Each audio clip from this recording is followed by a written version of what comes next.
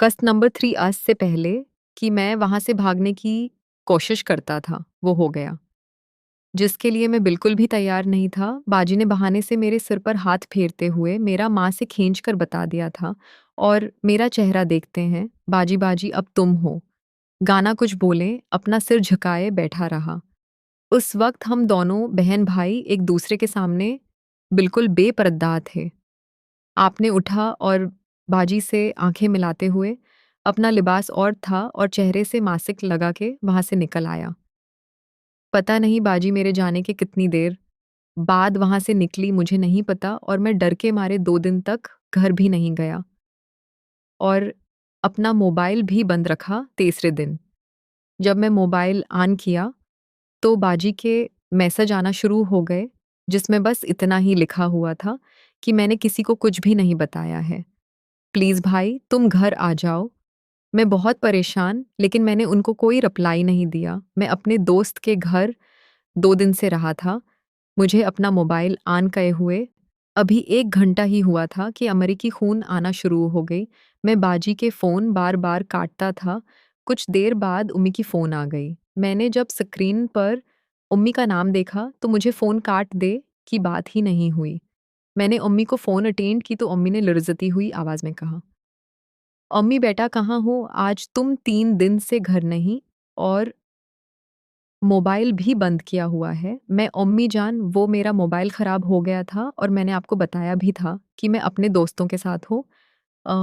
आमीन मेरी बात सुनते ही कहा, "अम्मी ठीक है।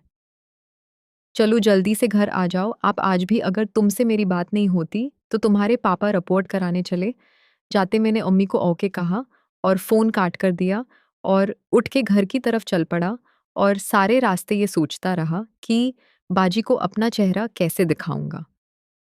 मैं डरते-डरते घर पहुँचा तो दरवाज़ा खटखटाने की मुझे ज़रूरत ही नहीं पड़ी, क्योंकि बाजी पहले से ही दरवाज़ा खोले हुए सामने सहन में रखी चारपाई पर बैठी हुई थी और दरवाजे को हटा कर रही थी और मुझे अंदर आता देखकर बाजी-बाजी मुझे बड़ी ही अजीब-सी नज़रों से देखने लगी हैं। मैं अपने सिर को झुकाए वहाँ से सीधा अपने कमरे की तरफ जाने लगा कि उस दौरान अम्मी भी आ गई और मुझे देखते ही वो बड़ी उम्मी आफ़ताब बेटा आ गए। तुम ये कहते हुए उम्मी ने मुझे अपने सीने से लगा लिया करें, जिस तरह उम्मी से गले लगा हुआ था, मैंने बखूबी महसूस कर सकता था और यों मामी के करीब आने से मुझे 2 दिन पहले वाली बात याद आ गई जिस रात बाजी मेरे साथ थी और ये सब याद आते हैं, मेरा वजूद अपने मर्द होने का सबूत देने लगा। उससे पहले कि उम्मी जान को कोई शक होता, मैं पीछे हट गया। उम्मी ने आंखें साफ करते हुए कहा कि हमें पता है बेटा, हम सब तुम्हारे लिए इतने परेशान थे कि पता नहीं किया हो गया हूँ और आजकल की हालत में भी तो ठीक नहीं है। कुछ देर में के डाना सुनने के बाद मैं अम्मी को माजरत करके अपने कमरे में आ गया और सोचने लगा कि जो भी इस रात बाजी और मेरे साथ हुआ, ये सब बाजी ने किसी को बताया क्यों नहीं है, लेकिन मेरे पास इस सवाल का कोई जवाब नहीं था। ये तो सिर्फ बाजी जानती थी, जो कि अभी तक किसी समंदर की तरह से खामोश बैठी हुई थी और मैं बाजी की इस खामोशी से डर रहा था। पता नहीं कौन-सा तूफ़ान आने वाला है, उन जैसे तैसे गुज़र गया और बाजी भी अपने घर चली गई थी। रात हुई और मैं अकेले में बैठना खा रहा था कि जान ने आकर कहा, "अम्मी बेटा तेरी बाजी का फ़ोन आया था।" बाजी का नाम सुनते ही मुझे ज़ोर का झटका लगा और मैं पानी का ग्लास उठाकर एक ही सांस में पूरे का पूरा पी है और बोला मैं तो अम्मी बाजी के बारे में कुछ भी नहीं थी। अम्मी अबा बाजी किया, आज तुम्हारे बहनोई ने घर नहीं आना है, तो मैं तुम्हें उसके पास भेज दो। मैं अम्मी की बात सुनते ही चौपड़ा और कुछ सोचकर मैंने उम्मी से माज़रत करते हुए कहा, "उम्मी मेरी बात किया है, वो पहले भी अक्सर घर से बाहर ही रहते हैं। तो आज क्या कोई ख़ास बात है?" तो उम्मी कहने लगे, "हमें पता नहीं बेटा तेरी बाजी कह रही थी कि उसका दिल घबरा रहा है, आफ़ताब भाई को भेज दें। मैं उम्मी अब्बा जी को यहाँ बुला लो, ना मेरा जाना ज़रूरी तो नहीं दोस्तों में बाजी का सामना नहीं करना चाहता था। उसी लिए बहानेबाज़ी कर रहा था, अम्मी बेटा मैंने तो उसे कहा था कि तुम्हें यहाँ पर आ जाओ, तुम्हारा दिल भी, लेकिन वो नहीं मानी और कहने लगी कि बस आप भाई को भेज दो और ये बोलकर काल ही काट दी। उसने मैं चुप हो गया और कुछ नहीं बोला। तो उम्मी ने कहा, उम्मी बेटा क्या हो गया? तुम चले जाना खाना खाकर कर। अब मेरे पास कोई बहाना था और मैंने ना चाहते हुए भी हम ही सिर हिला दिया और कोई जवाब नहीं दिया। लेकिन सोचों में पड़ गया कि अब बाजी मेरी भलाई बहुत अच्छे से करेंगे। मैंने खाना खाया और धड़कते दिल के साथ बाजी के घर की तरफ चल पड़ा। जब बाजी के घर के दरवाजे पर पहुंचा तो मेरा दिल लम्हे के हजारवें हिस्से में धड़क रहा था। कुछ देर यूं ही खड़े रहने के बाद मैंने हिम्मत की और दरवाजे की घंटी बजा दी, लेकिन सामने बाजी का सामना करने का सोचकर ही मेरी हालत बदतर से बदतर हो रही थी और इस वक्त मेरे वजूद से पसीना निकल रहे थे। दरवाज़ा बाजी नहीं खोला और मुझे देखते ही एक तरफ हट गई और मुझे अंदर आने का रास्ता दिया। मैं धड़कते दिल के साथ अंदर चला गया। बाजी ने दरवाज़ा बंद किया और मेरी तरफ देखे बगैर अपने कमरे में चली गई। अब मुझे समझ नहीं आ रही थी मैं क्या करूं, और बाजी के पास उनके कमरे में जाने की मुझ में हिम्मत नहीं हो रही थी। आती है वहीं सोफे पर बैठ गया और सब कुछ नॉर्मल दिखाने के लिए टीवी लगाकर फिल्म देखने लगा। इस हालत में फिल्म की तरफ भी ध्यान नहीं दे पा रहा था और बाजी के बारे में सोचता रहा कि पता नहीं बाजी किया जाती हैं और आगे क्या कुछ होने वाला है। मैं काफ़ी देर तक बैठकर फिल्म देखता रहा। रात कोई 10 बज चुके थे और बाजी के घर में मेरे और उनके अलावा कोई और नहीं था। एक बार तो मेरे दिल में आया कि मैं बाजी के कमरे में चला जाता हूँ, लेकिन फिर मैं हिम्मत न कर सका और ना ही बैठा रहा। कोई 10-15 मिनट में अपने कमरे से बाहर निकले और मेरी तरफ देखते हुए बोली, बाजी आफताब, कमरे में आ जाओ, और वापस मुड़कर अपने कमरे में चली गई। इस वक्त बाजी एक हल्की आवाज में थी, जो कि काफी प्रशिश लिबास था। बाजी के जाने के बाद में हिम्मत करके सूफी से उठा और बाजी के कमरे की तरफ चला गया।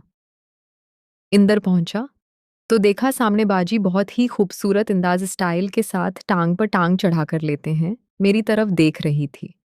बाजी को ऐसे चुपचाप देख कर मेरे दिल को थोड़ी तसल्ली हुई कि बाजी अच्छे मॉड में हैं। मैंने आगे बढ़कर जैसे ही बाजी के पास बैठना चाहा तो बाजी ने अछामझे पीछे से जोर से लात मारकर बेड से नीचे गिरा दिया और नीचे जमीन पर गिरने के बाद मैंने सवालिया नजरों से मिलकर बाजी की तरफ देखा। बाजी गुस्से में बेड पर सीधी होकर और बोलने लगे हैं, बाजी ठीक है कि तेरी हिम्मत कैसे हुई मेरे साथ बस्तर पर बैठने की बहन। जब बाजी की तरफ बेचारगी की नजरों से देखा तो बाजी ने अपने नक्श के सामने रख दिए।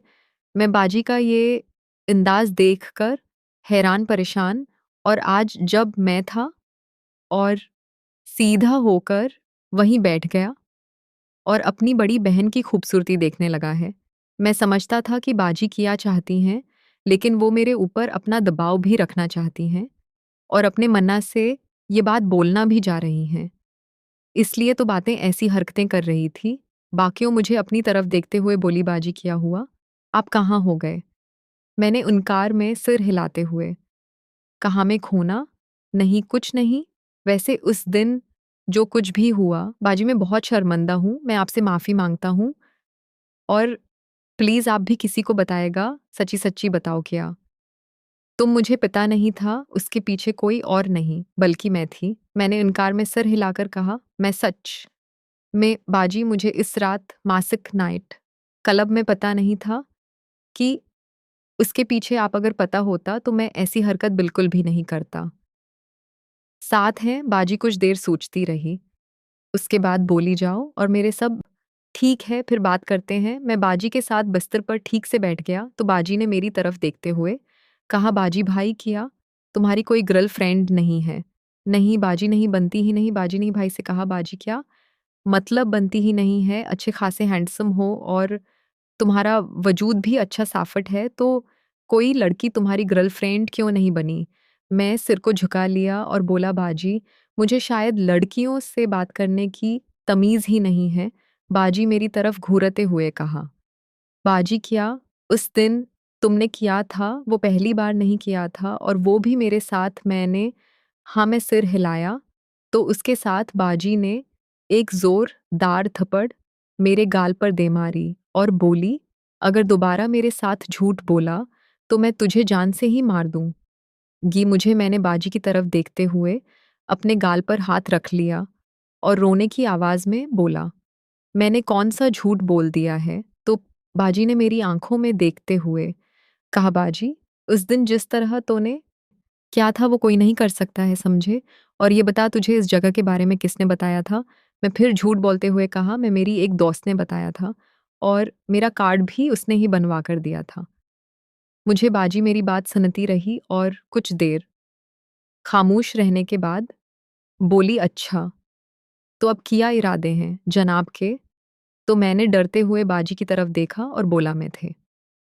अब ज्यादा बंद उस दिन जो कुछ हुआ इस बारे में पूछ रही हो मैं तुम्हें एक बार फिर से बाजी से माफी मांगने लगा है बाजी ने मुझे चुप रहने का कहा और बोली उस दिन मैंने सब कुछ बता दिया था कि मैं वहां किसी रास्ते से आई थी और मेरी वहां जाने की वजह किया थी और मैंने अपने शोहर की कमजोरी का भी बताया था तो अब मुझे ये बताओ कि मैं उस काम के लिए दोबारा से वहां जाऊं ये फिर तुम्हें कुछ दोस्तों मजीद देखें किस नंबर 4 में दोस्तों किसी भी किस्म की कहानियां कटिंग बगैर घर की या बाहर की खरीदने के लिए उस नंबर पर व्हाट्सएप पर राबता करें आपको बहुत से स्टार्स बहुत अच्छे मिल जाएंगी